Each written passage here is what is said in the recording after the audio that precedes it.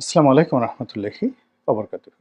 সম্মানিত দর্শক, এপ্রিল মাসের ৩ তারিখে বিকেলবেলায় আজকের এই ভিডিওটি করছি। আজকের দিনের প্রধানতম খবর, এটাকে খবর বলা যাবে না, বাংলাদেশের জন্য ডিজাস্টার এবং দুর্ভাগ্য। সেটি হলো বাংলাদেশ থেকে যে সকল পণ্য আমেরিকাতে রপ্তানি হয় সে সকল পণ্যের উপর মার্কিন সরকার, ডোনাল্ড ট্রাম্প সরকার ৩৭% শুল্ক আরোপ করেছে। ইতিপূর্বে এই শুল্কটি ছিল ১৫%-এর মতো। তাহলে ১৫-১৫-৩০ অর্থাৎ অতিরিক্ত ১৫ আর হলো ৭, ২৩% শুল্ক আরোপ করা হলো। বাংলাদেশ থেকে এখন যে পণ্যটি যাবে সেই পণ্যটির উপর অতিরিক্ত শতকরা ২৩ টাকা বেশি দিতে হবে আমেরিকার নাগরিকদের। এবং এই শুল্কর সঙ্গে যখন এটাকে বেসিক ফান্ডামেন্টাল শুল্ক বলা হয়, আমাদের দেশে ধরুন শুল্ক যদি হয় 5% কথায় কথায় কোনো একটা জায়গাতে, তো সেটার সঙ্গে এটাকে বলা হয় কাস্টমস ট্যারিফ, তার সঙ্গে ভ্যাট যুক্ত হয়, অ্যাডভান্স ইনকাম ট্যাক্স যুক্ত হয়, আরও অলমোস্ট 10-15% যুক্ত হয়। তো সেই ক্ষেত্রে মূল ট্যারিফের উপর অর্থাৎ 37% ট্যারিফের উপর ধরুন আরও 10-15% অতিরিক্ত শুল্ক আরোপ করা হবে। অর্থাৎ সেখানকার আমেরিকান যে জিএসটি, অ্যাডভান্স জিএসটি, আয়কর, তারপরে আরও অনেক কিছু, সব মিলিয়ে দেখা যাচ্ছে যে এখন যে দ্রব্যমূল্য তার সঙ্গে যদি আপনি আরও 15% যোগ করেন বা 12% যোগ করেন, অলমোস্ট 50% দাম বেড়ে যায়। তাহলে 50% যদি দাম বেড়ে যায়, তো যে শার্টটি এখন $100 আমেরিকানরা কিনছেন সেই শার্টটিকে তাদেরকে কিনতে হবে $150। এখন এই $50 তারা শার্ট কিনতে গিয়ে বাংলাদেশ থেকে যে এখন বছরে $8 বিলিয়ন আমরা যে এক্সপোর্ট করছি, $8 বিলিয়ন যে আমরা এক্সপোর্ট করছি আমেরিকাতে, এটি কি নেমে $5 বিলিয়ন আসবে, $4 বিলিয়ন আসবে, নাকি এটি $12 বিলিয়ন যাবে? এটি নিয়ে বিতর্ক করার কোনো অবকাশ নেই। সঙ্গত কারণেই এই ব্যবসাটা ধস নামবে। আমেরিকাতে যে আমাদের এক্সপোর্ট, সেই এক্সপোর্টটা পরিপূর্ণভাবে ধস নামবে। এখন এই কাজটি ডোনাল্ড ট্রাম্প কেন করলেন? কেন করলেন? এর কারণ হলো যে আমেরিকাতে বাংলাদেশের যে পোশাক, এটি সাধারণত আমেরিকার গরিব মানুষ যারা আছে তারা ব্যবহার করে। গার্মেন্টসের ভাষায় এগুলোকে বলা হয় লো প্রোডাক্ট। এবং সেখানে গিয়ে আপনি দেখবেন যে বাংলাদেশে তৈরি যে কোনো জিন্স বা প্যান্ট, ওদের যে সকল বড় বড় ব্র্যান্ড শপ রয়েছে তাদের কথা আলাদা, কিন্তু ব্র্যান্ডের বাইরে যেগুলো নন ব্র্যান্ডেড প্রোডাক্ট বাংলাদেশ থেকে যায়, এগুলো এতটা সস্তা, এতটা কম দাম। আপনি আমাদের যে বঙ্গবাজারে যে পুরনো গার্মেন্টসের মালামাল পাওয়া যায়, এমনকি আমাদের যে ফুটপাতে গার্মেন্টসের যে মালামাল পাওয়া যায়, সেখানে আমেরিকার ভালো ভালো যে দোকানে, সেই দোকানে গিয়ে আপনি $10 যে শার্ট পাবেন, যে প্যান্ট পাবেন, আপনি নিজে অবাক হয়ে যাবেন যে এটা কী করে বাংলাদেশ থেকে আসে। তারা বাংলাদেশে একটা শার্ট সেলাই করার জন্য কয় টাকা দেয়, একটা প্যান্ট সেলাই করার জন্য কয় টাকা দেয়, আপনি অবাক হয়ে যাবেন যে 1 ডজন প্যান্ট সেলাই করার জন্য $10 থেকে $15 বেসিক 5 পকেট বেসিক জিন্স, মানে আমরা যে জিন্স প্যান্টগুলো পরি সেইগুলো 1 ডজন সেলাই করার জন্য ধরুন $12 অন অ্যাভারেজে তারা দেয়। তাহলে $1, তো $1 মানে এখন বাংলাদেশে 120 টাকা। আপনি 120 টাকায় বাংলাদেশে কি কোনো একটা প্যান্ট সেলাই করতে পারবেন বলেন? কখনো পারবেন না। এবং এই যে 120 টাকা করে দিচ্ছে, এই 20 টাকার মধ্যে গার্মেন্টসের যত খরচ তাকে এটার মধ্যে মেনটেন করতে হয়। তার সঙ্গে সঙ্গে আবার এটা যদি এফওবি হয়, তাহলে চট্টগ্রাম বন্দর পর্যন্ত এটাকে ফ্রি পৌঁছে দেওয়ার জন্য তাকে টাকা দিতে হয়। আবার যদি ডিলে করার পরে দেখা যাচ্ছে যে এটাকে যদি এয়ার শিপমেন্ট হয়ে যায়, তাহলে এয়ার শিপমেন্টের সমস্ত খরচ ম্যানুফ্যাকচারকে বিয়ার করতে হয়। এবং সেই ক্ষেত্রে দেখা গেল যে এই 120 টাকা যে প্যান্ট সেলাই করার জন্য সে পায়, এটার মূল্য চলে আসে 50 টাকা ইয়ারে যদি যায়। তো এইভাবে বহু ডিফিকাল্টিস মোকাবেলা করে বাংলাদেশের গার্মেন্টস শিল্প এই পর্যন্ত টিকে আছে। এবং এই বাংলাদেশের গার্মেন্টস শিল্পের উপর নির্ভর করে আমেরিকার নিম্ন মধ্যবিত্ত এবং দরিদ্র জনগোষ্ঠী তারাও টিকে আছে। তো সেক্ষেত্রে ডোনাল্ড ট্রাম্প এই বাংলাদেশের সঙ্গে তাদের যে ট্রেড ডিফিসিয়েন্সি হচ্ছে বা ডেপ্রিসিয়েশন হচ্ছে বা ট্রেড ডিফারেন্স হচ্ছে, ব্যবসা বাণিজ্যে যে বৈষম্য হচ্ছে, এই সুতো ধরে আহ, তারা এই যে সিদ্ধান্তটি নিল, তারা অনেকগুলো দেশের বিরুদ্ধে নিয়েছে, কিন্তু বাংলাদেশের বিরুদ্ধে নিল এখানে যতটা না বাণিজ্যিক, যতটা না তাদের নিজেদের দেশের স্বার্থ, তার চেয়ে বেশি হলেও তিনি এই বাংলাদেশের উপর, বর্তমান সরকারের উপর একটা ক্রোধ তিনি ঝাড়লেন। এবং এটায় আমেরিকার যে ইকোনমি, ট্রিলিয়ন ট্রিলিয়ন ডলারের ইকোনমি, সেখানে এই মানে $6 বিলিয়ন, তারপরে $6 বিলিয়ন উপরে অতিরিক্ত এই যে 37% ট্যাক্স, এটা তাদের জন্য একটা পিনাট, মানে পিনাটও না, বাদামের চেয়ে ছোট কিছু একটা। তো সেই বাদামের চেয়ে ছোট একটা যে বিষয়, সেটা নিয়ে তিনি এই যে জিদ দেখালেন, এই জিদের পেছনে মূলত তার রাজনৈতিক প্রতিহিংসা কাজ করছে, একেবারে এটা নিশ্চিত। এবং সেই প্রতিহিংসা সঙ্গত কারণে ইউনূস সাহেবকে বিয়ার করতে হবে, বহন করতে হবে, এবং তিনি সেটা বহন করতে পারবেন কি পারবেন না সেটা পরের বিষয়, বা এটা নিয়ে শিল্প কলকারখানায় কতটা নেতিবাচক প্রতিক্রিয়া দেখা দেবে এটা আগামী 2-3 মাসের মধ্যে আমরা এটা বুঝতে পারবো। কিন্তু সর্বনাশ যেটা হচ্ছে সেটা হলো যে এমনিতেই আমাদের গার্মেন্টস শিল্প একেবারে যাকে বলা হয় তলানিতে পৌঁছে গিয়েছে। আমাদের ইতিমধ্যে শত শত গার্মেন্টস ফ্যাক্টরি বন্ধ হয়ে গিয়েছে, এবং আওয়ামী লীগের যে সকল নেতৃবৃন্দ ছিলেন, বড় বড় যারা ফ্যাক্টরি চালাতেন, সেটা বেক্সিমকো বলেন, নাসা গ্রুপ বলেন, তারপরে শেষে অন্যান্য যারা আছেন আওয়ামী লীগের বড় বড় ফ্যাক্টরি ছিল, যাদের এক একটা ফ্যাক্টরিতে গড়ে 10,000 থেকে শুরু করে 50,000 60,000 লোক পর্যন্ত কাজ করত। তো এরকম অসংখ্য ফ্যাক্টরি বন্ধ হয়ে গিয়েছে।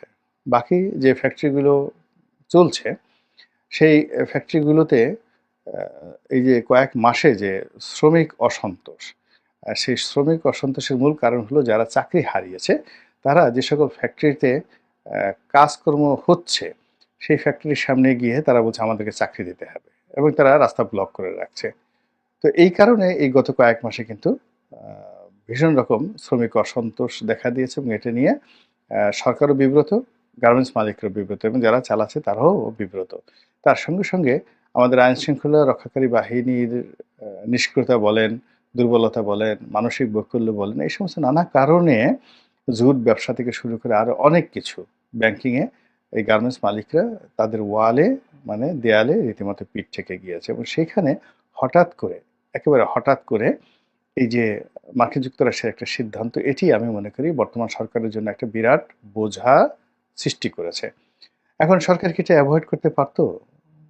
সেটা সরকারই ভালো জানেন, এই বিষয়ে আমরা মন্তব্য করতে চাইনি। কিন্তু এটা যে তারা এই কাজটি করার জন্য তাদের একটা লবিস্ট গ্রুপ থাকার দরকার ছিল, যেখানে doctor Mohammad Yunus is a masterpiece of novel, না মাস্টারপিস অফ যাকে বলা হয় negotiation, he is a role model of যাকে বলা হয় মার্কেটিং। তারপরে he is the master mind of lobbying, lobbying কীভাবে করতে তিনি খুব ভালো জানেন। তো কাজে ডোনাল্ড ট্রাম্পের সরকার এরকম একটা সিদ্ধান্ত তিনি নেবেন আরও 1-1.5 মাস আগে তিনি সেটা ঘোষণা দিয়েছেন যে এপ্রিলের 2 তারিখে তিনি এই সিদ্ধান্তটি নেবেন। তো এই সময়টিতে বাংলাদেশের পক্ষ থেকে কেন লবিস্ট নিয়োগ করা হলো না, এবং কেন সেখানে যথাযথ ব্যবস্থা নেওয়া হলো না, এবং এই জন্য সরকারের যারা কর্তা ব্যক্তি কেন তাদেরকে দায়ী করা হবে না? আমেরিকাতে যিনি রাষ্ট্রদূত রয়েছেন তিনি, ওখানে যিনি ট্রেড মিনিস্টার রয়েছেন তিনি, আমাদের পররাষ্ট্র মন্ত্রণালয়ের যিনি উপদেষ্টা রয়েছেন, তাদের সবাইকেই কিন্তু এটা নিয়ে জবাবদিহি করতে হবে। এর কারণ হলো এটা মানুষের রুটি এবং রুজির ব্যাপার। এটা ডক্টর মোহাম্মদ ইউনূস বা তৌহিদ সাহেব এদের খেয়াল খুশির বিষয় নয়, এর সঙ্গে লক্ষ লক্ষ মানুষের রুটি এবং রুজি জড়িত। কাজে এটা নিয়ে আপিল হতে পারত, এটা নিয়ে বার্গেনিং হতে পারত, এটা নিয়ে লবিং হতে পারত। এটার কোনো চেষ্টা করা হয়েছে বলে আমার জানা নেই, কিন্তু এই জিনিসটা ঘটে গেছে। এই গেল এক। দ্বিতীয়ত হলো এটা কেন ঘটলো হঠাৎ করে, এবং এটা ঘটার আগে আপনারা দেখেছেন যে আমেরিকার যে একটা পত্রিকা নিউ ইয়র্ক টাইমস, সেখানে বাংলাদেশ সম্পর্কে একটা নিষ্ঠুর প্রতিবেদন ছাপা হয়েছে। সেই প্রতিবেদনে বলা হচ্ছে যে বাংলাদেশে জঙ্গিবাদ রীতিমতো ভর করেছে, এবং এই জঙ্গিবাদ আগামী দিনে এই অঞ্চলের রাজনীতি এবং অর্থনীতি নিয়ন্ত্রণ করবে। তো কাজেই আমেরিকা যখন কোনো একটি দেশের উপর খড়গ চাপায়, শাস্তি দিতে চায়, তখন কখনো কখনো বিভিন্ন সময়টিতে তারা তাদের উপর নানা রকম অপবাদ দিয়ে থাকে। যেমন তারা আমাদের শত্রু রাষ্ট্র, তারা জঙ্গি রাষ্ট্র, বিশেষ করে ইসলামী জঙ্গি রাষ্ট্র। তারপরে তারা সন্ত্রাসে, আন্তর্জাতিক সন্ত্রাসে অর্থায়ন করে, সন্ত্রাসবাদ তারা বিস্তার করে। যেমন লিবিয়ার গাদ্দাফির বিরুদ্ধে ছিল যে সে আন্তর্জাতিক সন্ত্রাসবাদকে উস্কে দিচ্ছে, এই জন্য সরাসরি সেখানে তারা আক্রমণ চালিয়েছে। তো এইরকম কাউকে যখন তারা কিল করতে চায়, মেরে ফেলতে চায়, গলা টিপে ধরতে চায়, কাউকে শেষ করে দিতে চায়, তখন আগে তার চরিত্রটাকে তারা হনন করে, ক্যারেক্টার অ্যাসাসিনেশন করে। তো নিউ ইয়র্ক টাইমসে এই যে বাংলাদেশের বিরুদ্ধে যে ব্যবস্থাটা নেওয়া হলো, সেই ব্যবস্থাটা নেওয়া হলো, হঠাৎ করে শুল্ক বাড়িয়ে দেওয়া হলো, এবং সেই শুল্ক এখন 37% শুল্ক আগের 15%-এর চাইতে যে বেড়ে গেল, অর্থাৎ 15 আর 7, তো 15 আর 7 মানে কত পার্সেন্ট হলো? 15, 20 আর হলো 2, 22%। তো এই যে 22% অতিরিক্ত শুল্ক আরোপ হলো, এটা নিয়ে মার্কিন সমাজে একটা প্রতিক্রিয়া তৈরি হয়ে যাবে। জনগণ প্রশ্ন করবে, অনেকে রাস্তায় নামবে, পত্রপত্রিকায় কথাবার্তা হবে। তো সেটাকে ধামাচাপা দেওয়ার জন্য ডোনাল্ড ট্রাম্প সরকার কিন্তু তার আগেই প্ল্যান করে, পলিসি করে নিউ ইয়র্ক টাইমসে বাংলাদেশের বিরুদ্ধে একটা রিপোর্ট ছাপিয়ে দিয়েছে যে এটা একটা সন্ত্রাসের, যাকে বলা হয় সূতিকাগার হতে যাচ্ছে, এটি একটি দ্বিতীয় আফগানিস্তান হতে যাচ্ছে। এখানে ওসামা বিন লাদেন, আইএসের মতো সংগঠন আগামীতে তৈরি হবে, নেতা তৈরি হবে। কাজেই তাদেরকে যদি এখনই হাতে না মারতে পারি, তাদেরকে যদি এখনই আমরা নিয়ন্ত্রণ করতে না পারি, এবং এই সরকারকে যদি আমরা নিয়ন্ত্রণ করতে না পারি, তাহলে আগামীতে পুরো মার্কিন যুক্তরাষ্ট্রের যে রাজনীতি, অর্থনীতি, বাংলাদেশ কেন্দ্রিক যা কিছু আছে, এটা হুমকির মধ্যে পড়বে।